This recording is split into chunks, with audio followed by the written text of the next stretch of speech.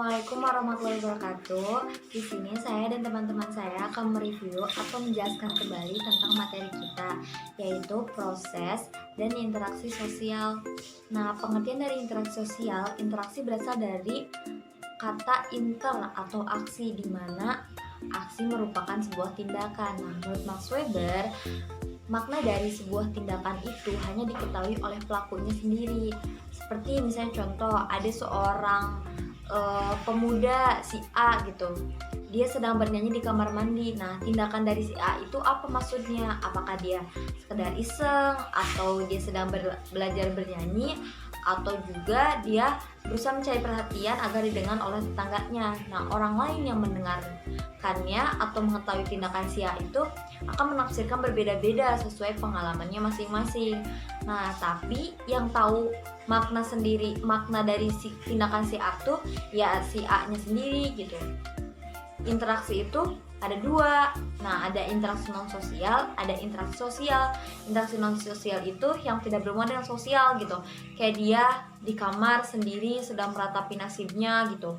Terus kalau interaksi sosial itu ketika misalnya dia melewati tetangganya, terus ada tetangganya, terus dia menyapanya.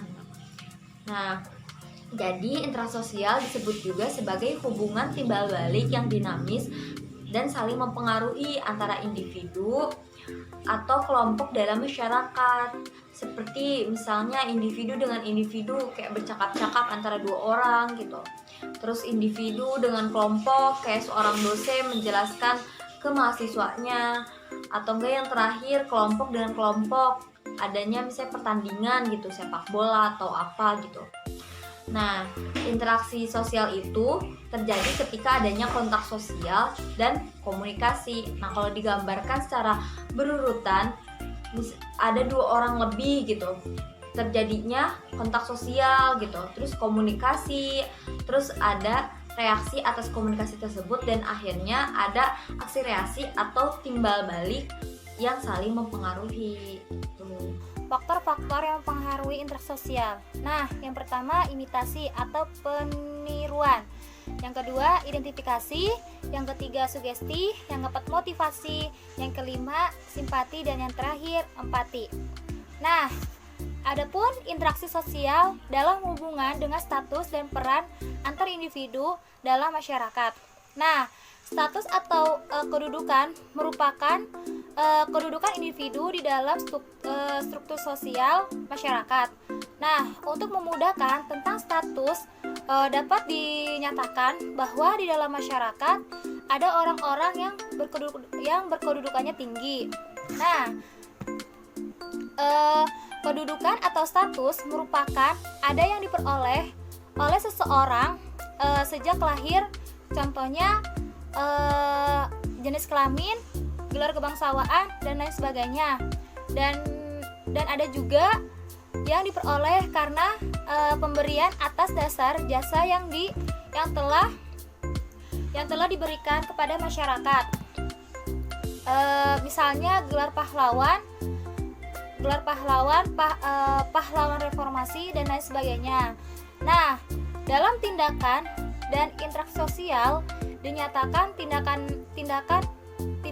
dan interaksi sosial ini yang berbeda, diantaranya orang-orang yang berkedudukan sosialnya berbeda. Nah, contohnya kayak gimana? Cara berbicaranya, tutur kata, sikap tubuh, dan lain sebagainya. Nah, bentuk-bentuk interaksi yang mendorong terciptanya keteraturan organisasi sosial. Nah, ada dua tahapan. Yang pertama, ada tiga tahapan interaksi yang berdekatan. Yang pertama, memulai. Yang kedua, menyatu padukan. Yang ketiga, mempertalikan. Nah, dari ketiga tersebut, dia melalui pendekatan komunikasi pribadi. Nah, yang kedua, tahapan interaksi yang menjauh. Yang pertama, membeda-bedakan. Yang kedua, menghindari. Yang terakhir, membatasi. Nah, dari tahapan terjauh ini, latar belakangnya terjadi hubungan sosial dalam berbentuk lembaga atau organisasi sosial dan kelompok. Ciri-ciri interaksi sosial. A. Interaksi sosial memiliki pola. B. Interaksi dapat berlangsung sebagai proses positif maupun negatif. C. Hubungan dalam interaksi sosial dapat berlangsung dalam tingkat dangkal ataupun tingkat dalam. D. Interaksi sosial berpedoman kepada kaidah-kaidah dan norma-norma yang berlaku. Proses asosiatif, akomodasi, kerjasama, dan asimilasi. Proses disosiatif, persaingan, konflik, dan kontroversi. Kita akan menjelaskan tentang realitas media dan konstruksi media massa. Realitas itu adalah kenyataan. Nah, kita sering membaca sebuah berita yang berbeda isinya dengan kejadiannya gitu.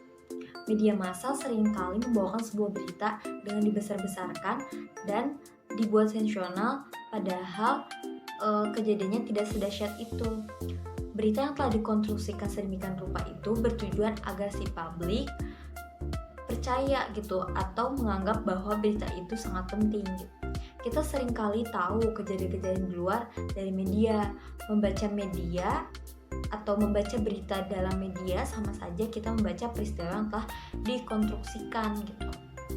Dengan demikian, sebenarnya kita bukan mempersepsikan sebuah berita, melainkan persepsi dari berita yang membawakan sebuah peristiwa gitu, di mana peristiwa tersebut telah distruktur, diseleksi dan menurut perspektif dari media.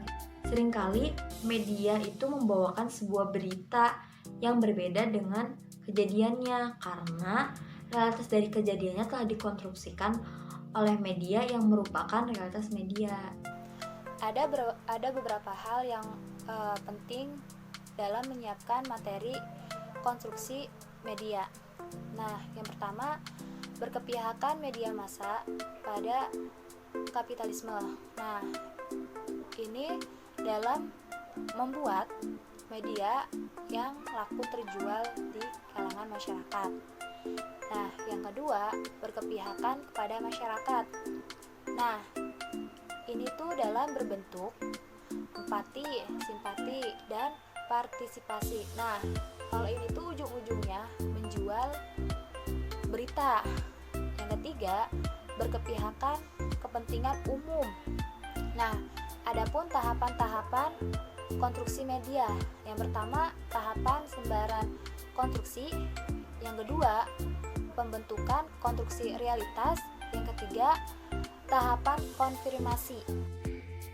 Pada dasarnya, hidup kita menjadi sangat sulit jika tidak mengkonsumsi media. Media sudah menjadi salah satu kebutuhan bagi berlangsungnya hidup manusia. Wawasan dan pengetahuan bisa kita dapatkan lewat media. Hanya saja, kepentingan dari media yang harus kita waspadai karena bisa terbelenggu oleh pemberitaan yang tidak sesuai dengan realitas kejadiannya. Sekian dari kami. Wassalamualaikum warahmatullahi wabarakatuh.